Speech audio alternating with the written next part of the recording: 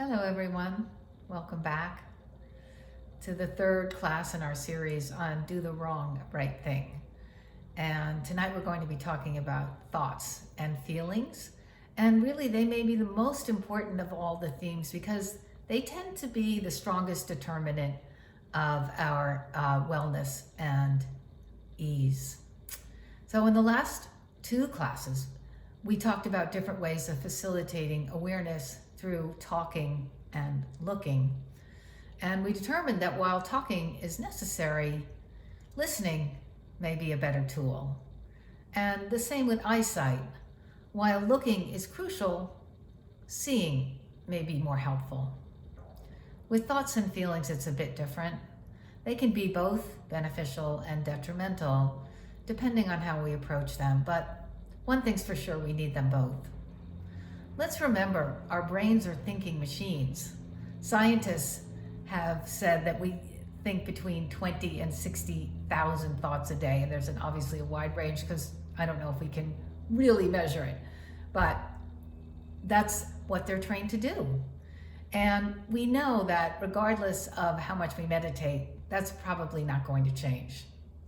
Our brains have been engineered for one thing, our survival. And so we're constantly assessing risk, regardless of any actual threat. Even now, when we're no longer going to be at tiger's dinner or die from starvation in the woods, our brains still worry. But now it's about very different things, such as, am I smart enough? Am I rich enough? Am I pretty enough? Am I young enough? It seemed easier way back then because we could at least relax once we knew it wasn't a tiger, but a big old kitty cat looking at us. So we were good, but today we don't ever get answers to any of those other questions, so they haunt us, making us feel stressed and scared. And one thing that seems to help me is to learn how my brain works so I can become aware and change my behavior if necessary. And one of the most fascinating explorations of how our brains work is a book called Thinking Fast and Thinking Slow by Daniel Kahneman, who actually won the Nobel Prize for Economics, and he was the only non-economist to do so. In his book, he describes our brains as having two modalities, System 1 and System 2. System 1 comes up automatically, intuitively. It's emotional and impulsive, and you can't turn it off. We have no control over it. It does most of our mental work. And for example, so when you see a sign, let's say a stop sign, you automatically read it. You didn't think about reading it, and you couldn't not have read it. The goal from the brain's perspective is to minimize effort and maximize performance. And System 1 takes less energy. So that's why it's our default process. In his Google talk, Professor Kahneman gives a perfect example of the difference between the two systems. So he says, a bat and a ball together cost $1.10. If the bat costs $1 more than the ball, how much does the ball cost? Okay, so the bat and the ball together cost $1.10. If the bat costs $1 more than the ball, how much does the ball cost? I'll give you a minute to think about it, because you do need to think. All right, well, if you said the answer was 10 cents, then you used System 1 and you were wrong. Because the answer is 5 cents. Because if the bat costs $1.05 and the total of the two is $1.10, then it's 5 cents and the bat is $1 more. And that took System 2. So System 2 is distinguished by the fact that it's deliberate, it involves choice and concentration, and it takes effort. So it's slower. System 2 is activated when an event is detected that violates the model of the world that System 1 maintains. So reading a sign is System 1, and doing complicated math problems requires System 2. However, the cool thing is, tasks can move from 2 to 1. If it gets repeated so often, it becomes automatic. And a good example of that is driving. So initially, we see sitting and meditating the same way as System 2. Doing nothing feels like the opposite of trying to survive, so it's uncomfortable. Maybe we feel threatened because our eyes are closed and we're no longer focusing on external stimuli. Or maybe when we just sit, our minds are still racing with nowhere to go. And then an unpleasant thought comes up and we get uneasy and want to stop or distract ourselves. It's totally normal. But with practice, that discomfort, that vulnerability can become less threatening. And awareness can become our default, our system one. Not all the time, but it may, in the long run, require less effort. And I can attest to that fact. I've been meditating for over 10 years. And now when I sit down to meditate, I become calmer almost immediately. But it certainly didn't start like that. It was not like that in the beginning. And something similar can happen with our thoughts and emotions, especially negative ones. Even though it can be uncomfortable to give care and attention to feelings of fear and anger and shame, instead of fighting them, you can simply notice them. Notice the space around them, and then focus more on the space than the thought or the feeling itself.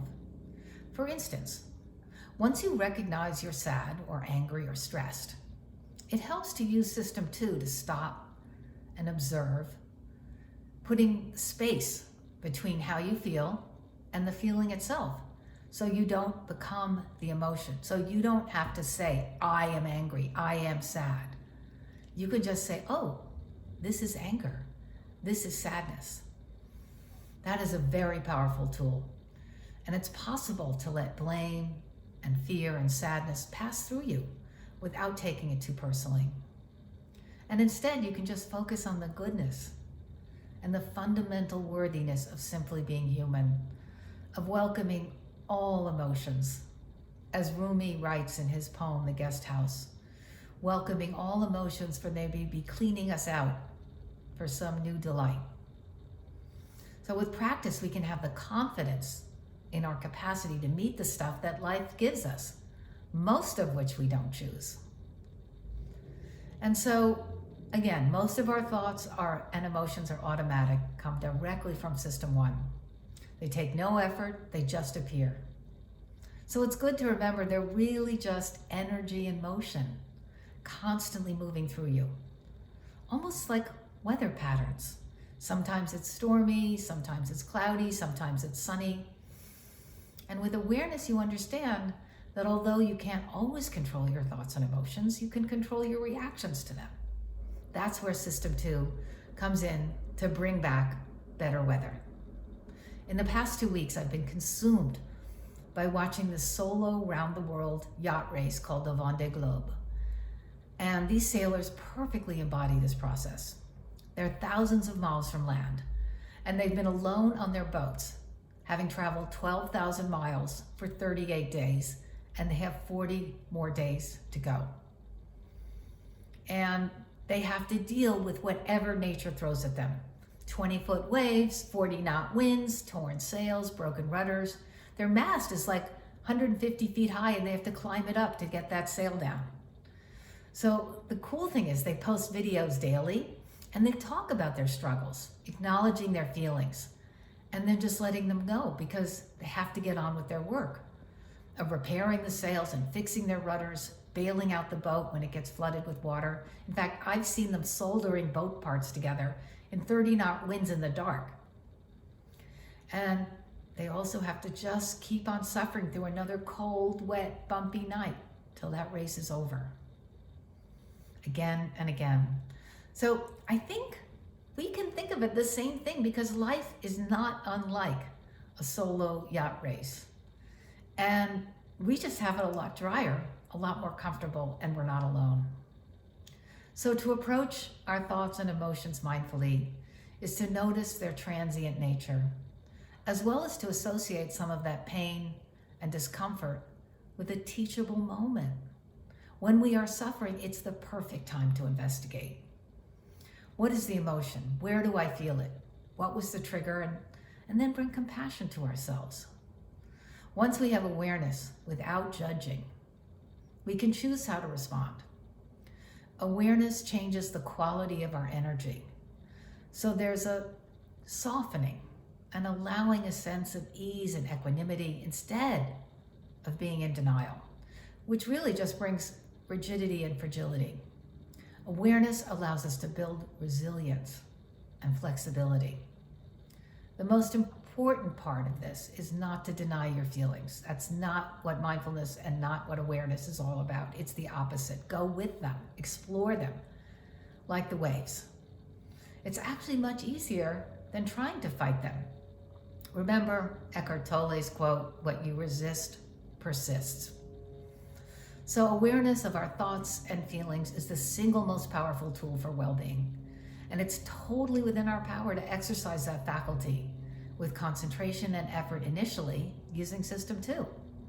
But over time, with practice, switching to System 1. As my teacher, Martin Aylward, says, everything is just the dance of life, loving what's happening, whether you like it or not. So trust in your practice. Trust in your capacity to meet the things life throws at you. And focus on the goodness of simply being human. And underneath all the drama, you can connect with the basic goodness of just being alive. And one last note, Daniel Kahneman says it really does help to bring a smile to your face, regardless of how you feel, whenever you can. And it has a much bigger effect in creating a sense of wellness than you can imagine. So it's just a small act with a very powerful impact. And I'll leave you with a wonderful quote from William Burroughs, who said, "Your mind will answer most questions if you learn to relax." I think that's totally true. All right, everyone. Thank you so much. Let's sit for a few minutes. I'll come and ring the bell. Thank you.